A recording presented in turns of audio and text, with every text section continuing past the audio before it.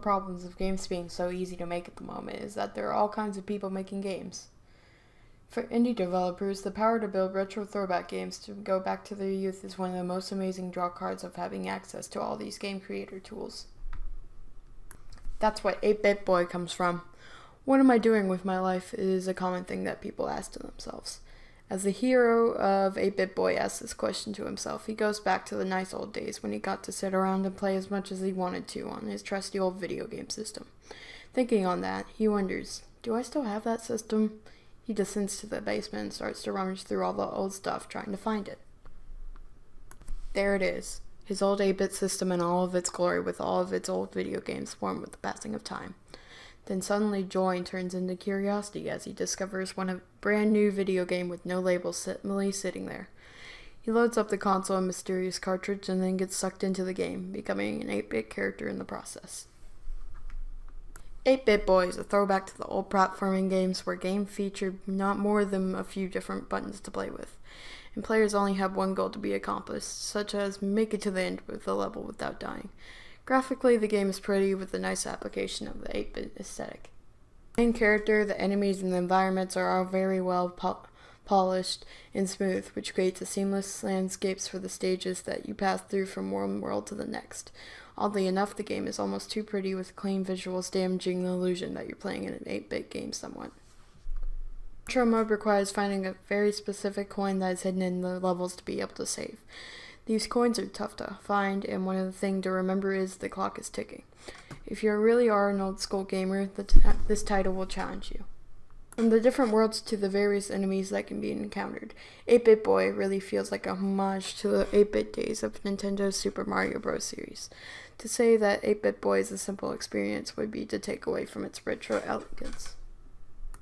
Traditions of all types are represented in the game, from disappointing platforms to raising quicksand. This game steadfastly refuses to pick up on some of the more modern game design elements found in platformers, and it's almost quaint in its dedication to old school gameplay, even to the detriment of its playability compared to other games that are now on the market. To the main character within the stages are two forms of power-ups. The first is a shield that will protect the character from any one hit, when the second is a red fruit that turns his clothes red and allows him to shoot fireballs.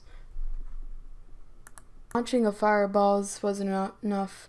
There is a second fruit that is available only after attaining the first one, which turns the clothes green and allows for two simultaneously fireballs to be launched.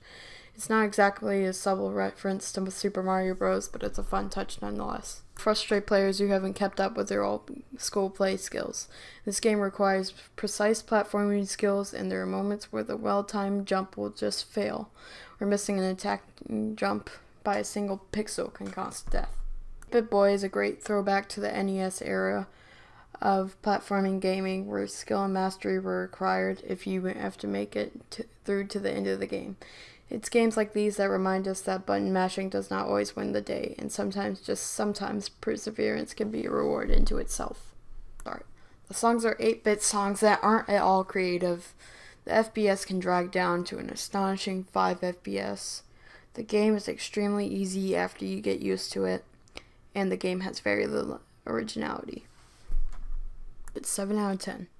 The graphics are good in a lot of places, but at some points can be very repetitive. As mentioned before, the FPS can be dragged down to very low. The game isn't very original, but it still maintains its faith to old video games such as Mario very well.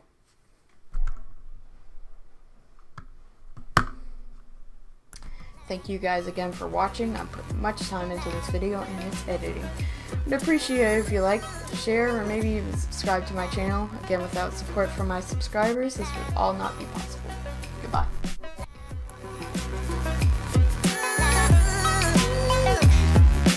The Colossus, while it's dreamlike colored and weird, it's constantly mind-blowingly beautiful. There's much more visual distinction than you might expect from a desert.